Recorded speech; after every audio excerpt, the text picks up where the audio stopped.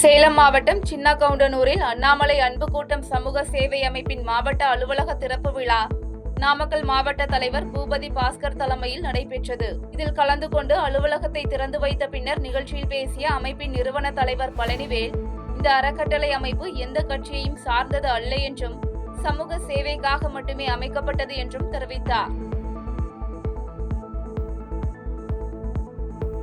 புதுச்சேரியில் வியாபாரிகள் மற்றும் தொழிலதிபர்களிடம் கொள்ளையடிக்க சதித்திட்டம் தீட்டி நாட்டு வெடிகுண்டு உட்பட பயங்கர ஆயுதங்களுடன் பதுங்கி இருந்த பிரபல ரவுடி கார்த்திகேயன் உட்பட 11 பேர் கொண்ட கும்பலை போலீசார் கைது செய்தனர். தொடர்ந்து கைது செய்யப்பட்டவர்களிடம் இருந்து இரும்பு கம்பி, நாட்டு வெடிகுண்டு ஆகியவற்றை பறிமுதல் செய்த போலீசார் குற்றவாளிகளை நீதிமன்றத்தில் ஆஜர்படுத்தி சிறையில் அடைத்தனர்.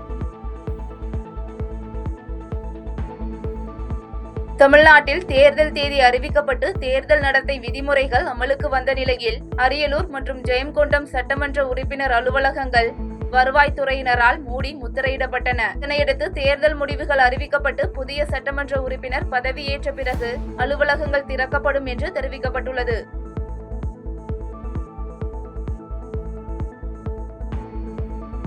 தமிழகத்தில் 2026 சட்டமன்ற தேர்தல் தேதி அறிவிக்கப்பட்ட நிலையில் காஞ்சிபுரம் மாவட்ட ஆட்சியர் வளாகத்தில் உள்ள கட்சி போஸ்டர்கள் மற்றும் தமிழக அரசின் சாதனை திட்டங்கள் குறித்த புகைப்படங்களை அகற்றும் பணி நடைபெற்றது. மேலும் தேர்தல் அறிவிக்கப்பட்ட நிலையில் தயாராக இருந்த பறக்கும் படையினர் தங்களது பணியில் தீவிரமாக ஈடுபட்டுள்ளனர். தமிழ்நாடு உள்ளிட்ட 5 மாநில சட்டமன்ற தேர்தல் தேதியை இந்திய தேர்தல் ஆணையம் அறிவித்த நிலையில் தேர்தல் நடத்தை விதிமுறைகள் உடனடியாக அமலுக்கு வந்தது. இந்நிலையில் விழுப்புரம் மாவட்டம் வணங்காம்பாடி பகுதியில் அமைந்துள்ள செஞ்சி சட்டமன்ற உறுப்பினர் அலுவலகத்திற்கு எல்மலையனூர் வருவாய் வட்டாட்சியர் வேலு தலைமையில் கிராம நிர்வாக அலுவலர் கார்த்தி உள்ளிட்ட வருவாய்த்துறையினர் பூட்டு போட்டு சீல் வைத்தனர். தமிழகம் உள்ளிட்ட 5 மாநில சட்டமன்ற தேர்தலுக்கான தேதி அறிவிக்கப்பட்டுள்ள நிலையில் தேர்தல் நடத்தை விதிமுறைகள் அமலுக்கு கொண்டுவரப்பட்டுள்ளது. இதன் ஒரு பகுதியாக தஞ்சை சட்டமன்ற அலுவலகத்தில் உள்ள பெயர் பலகைகள் அகற்றப்பட்டு சட்டமன்ற அலுவலகத்தை பூட்டி சீல் வைக்கப்பட்டு திமுக கட்சி சார்பில் வைக்கப்பட்டிருந்த பிளக்ஸ் பேனர்கள், நாடாளுமன்ற அலுவலகத்தில் வைக்கப்பட்டிருந்த முதலமைச்சர் படங்கள் அகற்றப்பட்டன. தமிழகம் உள்ளிட்ட 5 மாநில சட்டமன்ற தேர்தலுக்கான தேதி அறிவிக்கப்பட்டுள்ள நிலையில் தேர்தல் நடத்தை விதிமுறைகள் அமலுக்கு கொண்டுவரப்பட்டுள்ளது.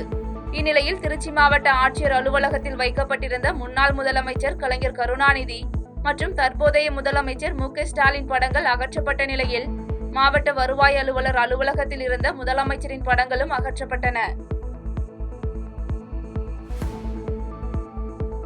தமிழகம் உள்ளிட்ட 5 மாநிலங்களில் சட்டமன்ற தேர்தலுக்கான தேதி அறிவிக்கப்பட்டு தேர்தல் நடத்தை விதிமுறைகள் அமலுக்கு கொண்டுவரப்பட்ட நிலையில் தமிழகத்தில் பறக்கும் படையினர் தீவிர வாகன சோதனையில் ஈடுபட்டுள்ளனர். இதன் ஒரு பகுதியாக புதுக்கோட்டை மாவட்ட ஆட்சியர் அலுவலக வளாகத்தில் புதுக்கோட்டை, திருமயம், ஆலங்குடி, அறந்தாங்கி, விராலிமலை மற்றும் கந்தர்வக்கோட்டை உள்ளிட்ட 6 சட்டமன்ற தொகுதிகளுக்கும் சோதனை வாகனம் அனுப்பும் பணி மாவட்ட ஆட்சியர் அருணா தலைமையில் நடைபெற்றது.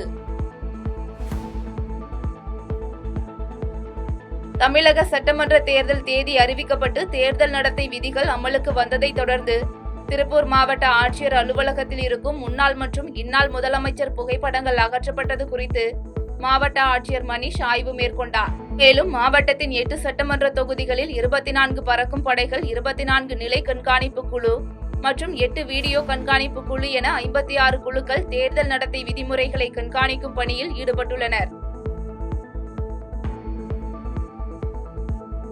கிருஷ்ணகிரி மாவட்டம் ஒசூர் அருகே வாகன சோதனையில் ஈடுபட்டிருந்த போலீசார் பெங்களூருவிலிருந்து குட்கா பொருட்களை கடத்தி வந்த காரை தடுத்து நிறுத்த முற்பட்ட போது கார் நிற்காமல் தலைமை காவலர் மீது இடித்துவிட்டு சென்றுள்ளது. இதனையடுத்து சிப்காட் போலீசார் பொதுமக்கள் உதவியுடன் காரை தடுத்து நிறுத்தி அதில் இருந்த நபரை கைது செய்து 2,20,000 ரூபாய் மதிப்புள்ள குட்கா உள்ளிட்ட போதைப் பொருட்களை பறிமுதல் செய்து விசாரணை மேற்கொண்டனர்.